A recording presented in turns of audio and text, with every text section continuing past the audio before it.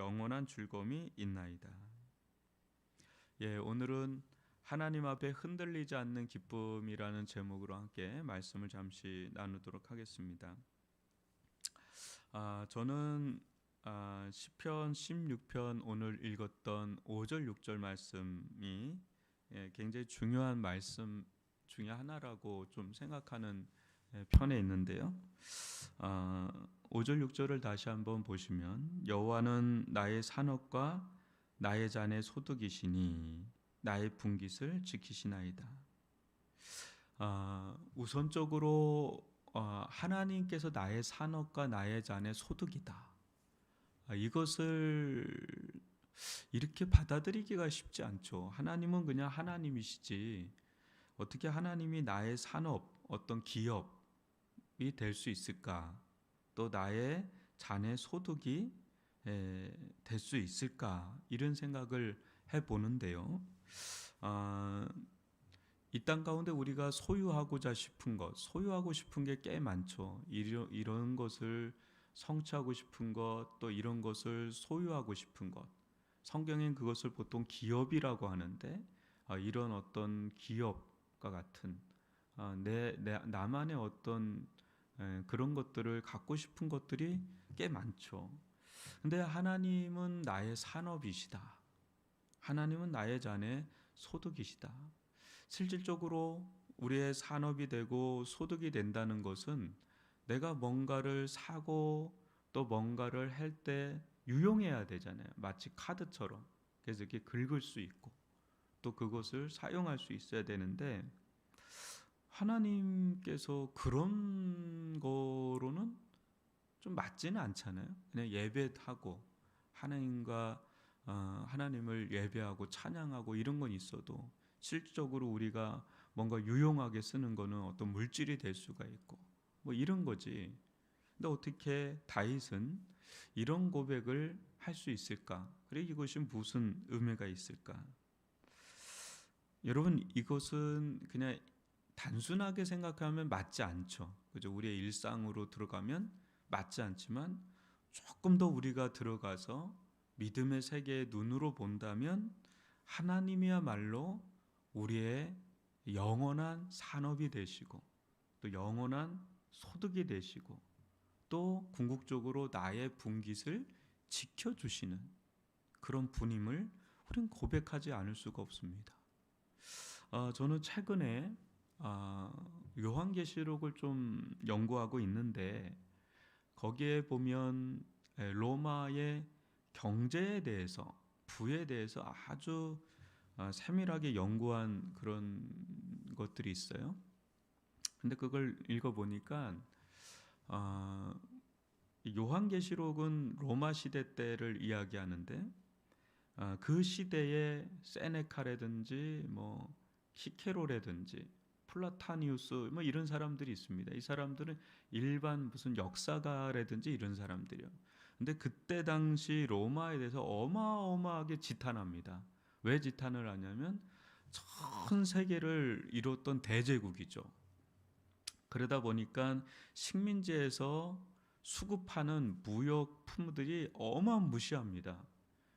진짜 어마어마한 고가입니다. 상아서부터 시작해서 어떤 나무서부터 해서 그네들이 쓰는 그런 것들이 거의 사치품에 가까운 거죠.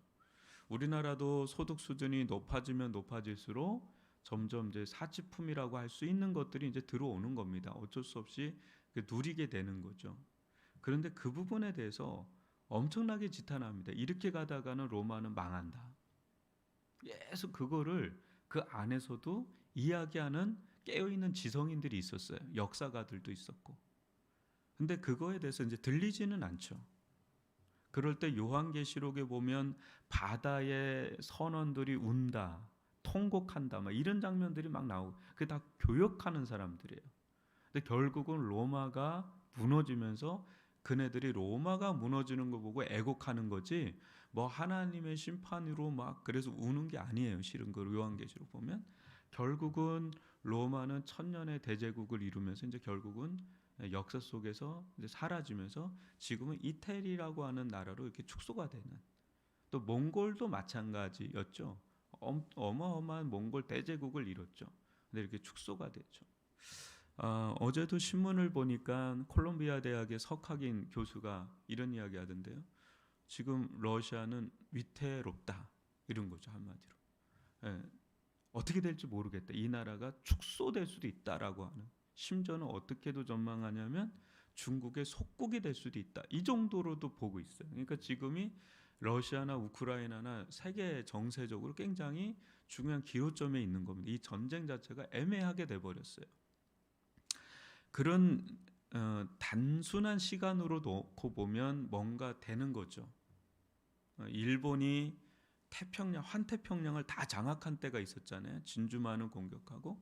그런데 그 영원하지가 않는 거예요. 지금 이제 이게 축소가 돼 있는 거죠. 그러니까 이 땅의 나라라는 것이 그냥 1년, 2년 보면 영원할 것 같은 위세가 있습니다. 근데 길게 내다보면 그런 나라가 없을 정도로. 그러니까 역사는 계속 뭔가 움직여가고 있는. 근데 그런 걸로 본다면 하나님이 역사의 주관자다라는 것을 이제 보여주는 거죠. 여호와는 나의 산업과 나의 잔의 소득이시니 나의 분깃을 지키신다라는 거죠.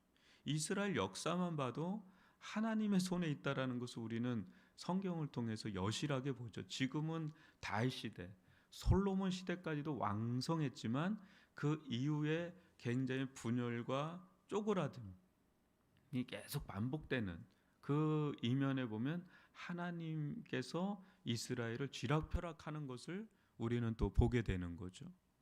우리가 이런 거를 본다면 이 다윗의 이 고백이 얼마나 실질적인 고백인지를 좀 볼 수가 있고, 거기서 저는 이제 6절을 우리가 주목해 봐야 된다고 보는데, 내게 줄로 재어준 구역은 아름다운 곳에 있으며 나의 기업이 실로 아름답도다. 그래요. 내게 줄로 재어준 구역은 아름다운 곳에 있으며 나의 기업은 실로 아름답도다. 여러분, 우리가 이 부분이 있거든요. 각자마다 저는 하나님께서 줄로 재어준 구역이 있다라고 봅니다. 우리 가정도 모든 가정을 내가 다 가질 수는 없는 겁니다. 그죠? 내가 속한 가정이 있는 거예요. 내게 주어진.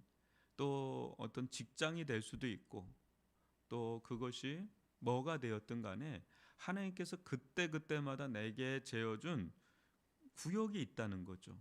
근데 어느 때는 내가 감당하기 벅찰 정도로 큰 데가 있을 수 있고 좋은 데가 있을 수 있고, 어느 때는 내 역량은 나 훨씬 더 큰 것 같은데 너무 작은 거 준 거 아니야? 나는 5달란트는 받아야 되는데 왜 한 달란트 정도밖에 안 주지? 뭐 이럴 때도 있고 그래요. 근데 여러분, 이것이 우리가 잘 생각해야 되는 것이 그냥 아름답다라는 생각을 해야 된다는 거죠. 그것이 작던 크던 아름다워야 된, 아름답게 내가 받아들일 줄 아는 것, 이것이 굉장한 지혜다라는 거죠. 여러분, 우리가 인생을 살아가면서 느끼게 되는 게, 잘 나가지 못해서 안 되는 경우도 있지만 잘 나가서 무너지는 경우도 너무 많잖아요. 그죠? 대부분은 못 나가서 그런 거는 TV에 잘 안 나옵니다. TV에 나오는 거는 일단 포트라인에서거나 뭐 TV에 나오는 거는 대부분 잘 나가는 거가 나오잖아요. 그죠? 근데 거기서 그걸 유지하는 게 굉장히 어렵습니다. 위에는 바람이 거세게 불거든요. 올라가면 올라갈수록. 아래보다 더 많이 불거든요. 저 얼마 전에 손흥민 아버지가 손흥민한테 한 이야기가 이렇게 미공개 영상 한 거를 우연찮게 하나 봤거든요. 잔소리를 너무 많이 하더라고요. 아주 그냥 폭풍 잔소리더라고요. 근데 그때 손흥민을 보니까 애가 들은 척 만척 하더라고요. 그 10년 전이니까 게임하고 있고, 아버지는 게임이 어떻게 진행되는지 모르니까 얘가 게임하는지 모르더라고요. 걔는 그냥 몰래 해가지고 게임하고 있더라고요. 그런데 거기서 아버지가 계속 한 얘기가 뭐냐면, 거의 초심을 잃지 말아라, 너 겸손해야 된다를 엄청나게 얘기하는 거야. 한마디로 실력도 실력인데 얘 인성, 삶의 태도, 그거에 대해서 어마어마하게 얘기하더라고요. 그런데 그게 그냥 한 얘기가 아니잖아요. 아버지도 그런 전철을 밟아왔고 이제 보니까 이게 진짜 선수의 생명을 길게 하는 거고, 또 아버지는 아주 일찌감치 얘기하더라고요. 야, 선수 생활 얼마 못해. 그 이후에 뭐 할 건데? 하면서 그 얘기도 어마무시하게 하는 거야. 한마디로 아버지가 학교더라고요. 근데 그 학교를 애가 처음에는 건성건성하지만 이제 계속 이제 들리는 거죠. 어느 순간에 아버지가 다 뒷바라지 했잖아요. 그러니까 어느 순간에 들리니까 애가 그게 이제 내재화가 되니까 이제 그 탑스타의 그 길을 흔들림 없이 이제 가는 거를 이제 보게 되는 거죠. 그러니까 이 위에 있을 때도 그렇고 또 아래에 있을 때, 그러니까 나한테 너무 내 역량에 비해서 내 용량에 비해서 너무 작은 데 있는 거 아니야? 근데 거기에서 그게 아름다운 곳이라고 하면서 거기에 충실하는 거죠. 한 달란트 땡큐. 근데 거기에 착하고 충성된 종아. 여러분, 그거 하나를 아셔야 됩니다. 많이 받은 사람에게는 하나님 많이 요구하세요. 하나님은 어떤 그 액수로 요구하지 않아요. 뭘로 요구하냐? 퍼센트지로 그냥 쉽게 얘기하면 퍼센트지로 요구하세요. 그러니까 무슨 얘기를 하는 거냐면 이런 겁니다. 내가 1억을 버는 사람이에요. 그래서 10만 원을 내는 사람이 있어요. 만약에 이제 막 헌금을 한다. 예를 드는 겁니다. 10만 원을 내는 사람이 있어요. 근데 100만 원을 내는 사람이 이제 10만 원을 내는 사람이 있어요. 그죠? 똑같이 냈잖아요. 그죠? 10만 원, 10만 원. 그걸로 보지 않는다는 걸 얘기하는 거예요. 퍼센트지로 보는 거예요. 그러니까 많이 받은 건 그만큼 책임도 큰 겁니다. 그게. 적게 받으면 또 적게 받은 대로 거기서 그 하나님은 그냥 왜 너는 10만 원밖에 안 했어?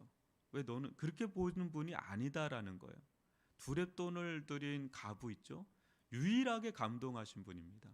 성경에 예수님께서 헌금을 내는 데서 부자들에게 감동했다는 게 없어요. 근데 오히려 부자들에 대해 굉장히 부정적이죠. 예수님 어떤 면에서는. 근데 이 가부의 두렙돈에서 어마어마하게 감동합니다. 그게 오늘날로 하면 1,000원도 안 돼요. 엄청 작은 돈이거든요. 근데 어마무시하게 감동. 왜? 퍼센트지로 보거든요. 100%였거든요. 그게. 그러니까 액수로 따지면 안 되는 거죠. 그러니까 우리에게 하나님은 이만한 거를 주셨으면 거기에 퍼센트지를 보는 거예요. 요구하시는 거죠. 그러니까 그만큼 그렇게 그게 너무너무 그게 너무너무 좋아할 것도 아닌 것이 그 감당해야 되는 거거든.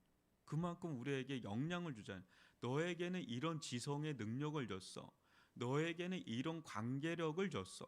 너에게는 이런 사업 수완을 줬어. 이만큼 준 거예요.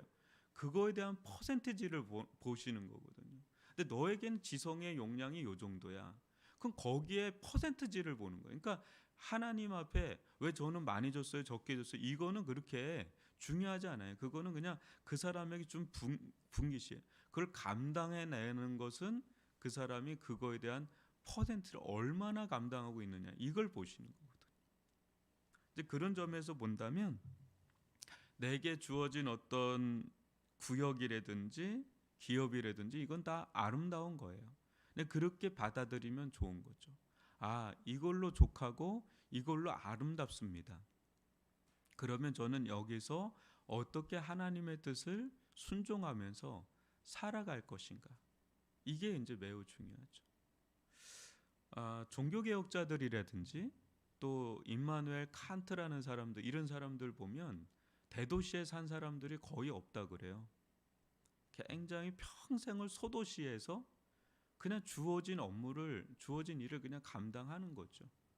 이제 그런 것들이 별거 아닌 것 같은데 이제 별거가 돼버리는 상황이 되죠. 그냥 나에게는 여기가 하는 게 주어진 거구나. 거기서 이제 최선을 다해서 이제는 하는 거죠. 그때 그것이 하나의 이제 기업이 되고 자네 소득이 되고 또 하나님께 아름다운 열매가 되는 그런 것이죠. 저도 그렇고 여러분도 그렇고 하루에 주어지는 24시간이라는 시간의 분기시라는 것. 또 나에게 주어진 삶의 현장들이 있죠. 뭐 가정이 있을 수 있고 또 사회 어떤 생활이 있을 수 있고 저 같은 경우는 뭐 교회가 되겠고 주로 이제 자기에게 주어진 섹션이 있죠. 내가 다 할 수는 없잖아요. 내가 할 수 있는 바운더리들이 다 정해져 있잖아요. 그걸 그냥 아름답게 여겨주는 거죠.